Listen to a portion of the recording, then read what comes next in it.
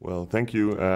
You know, that was actually what you're describing was kind of the starting point for me as well. I heard a real 911 call on YouTube, which was similar to one of the first calls Jakob's character receives in the film, which was a call from an abducted woman sitting in a car next to her kidnapper. It was like a 20-minute phone call, and like in The Guilty, she had to speak in codes in order not to reveal herself to the abductor. And yeah, I was just gripped by it. But like what you're saying, the big thing was the feeling of seeing images, seeing this woman, even though I was only listening to sound.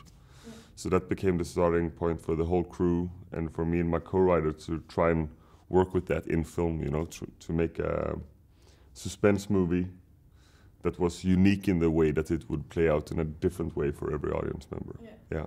And have you ever thought about letting the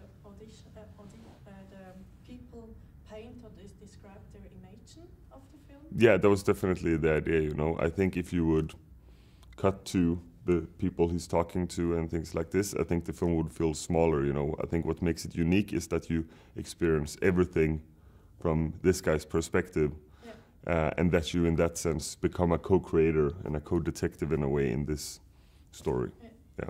And could you both imagine how hard it could be to work in an emergency call center? Yeah, I think like we both went out and did research at the dispatch center in Denmark, and I think it's. What struck me the most is how hard it has to be to remain so distanced and professional in your job when you're dealing with traumatic and violent situations on a daily basis, you know. And like in The Guilty, it's very special because you are very distanced, both in your job description as a police officer, but also you're very far away, but at the same time you have the sound of these situations very close. It becomes very intimate. So keeping that professional balance in that, I can imagine is very tough, you know. Yeah. Yeah. And for you, Jakob? Yeah, the same. It's very amazing to watch how they're very professional about it. So. And what is for you two the most stressful part on your job? On my job? Yeah. Doing interviews. I understand. No, you know, filmmaking is stressful, like to be on the set, but that's a very good stress. Mm.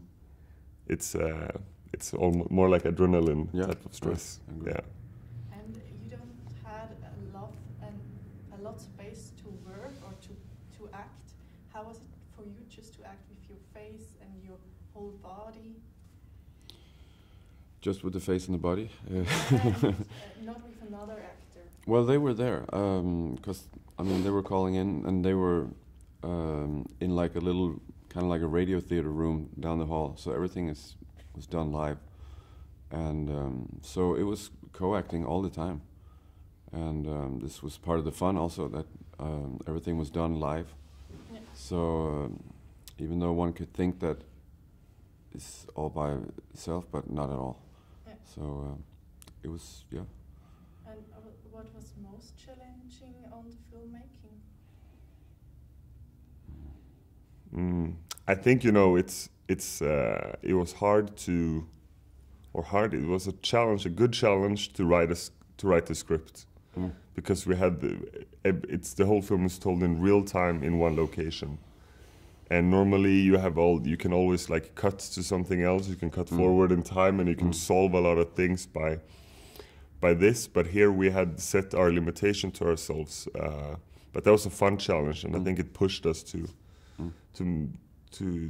be extra creative with the writing. And then we did a lot of analysis, me and Jakob, and really went through the script. So I think actually the preparation was like for me at least, the hardest work, and then shooting the film for me was quite easy. I don't know about you. Actually, I agree. It was a long preparation, which is really nice. And sometimes you I mean, as you always do, you walk into a blind alley and you have to find out to solve this sometimes very small things, and it's unbelievable. They can, and then all of a sudden you can do it. And then then when we got to the shoot, we were really well prepared. So you also want to kind of get it going. So it was with that energy, and then it's a different kind of tiredness simply from all the energy, intensity and stuff. But fun. I mean, it was a good team and everything. So yeah. And it's your debut as a director? Yeah, actually, for a lot of the crew, the DOP, not for him. He's done a lot of very good films. But the DOP, the editor, my co-writer, and my producer, we went to film school together, and we shot this film right after we graduated. So it's like all of our debut. Yeah.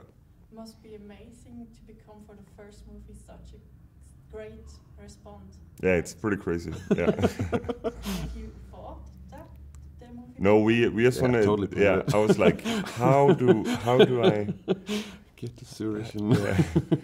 No, it was. We just wanted to make a film we wanted to watch. I think it was very like passion-driven project and like playful. It was like playful. Like, okay, here's an idea. Here's a film we haven't seen before. Here is something that feels unique and feels also like a film that I would enjoy going to see. It was it was fun working with like the suspense genre. So yeah, we just set out to make a film we wanted to watch, and it's great that other people wanted to watch it as well. Yeah.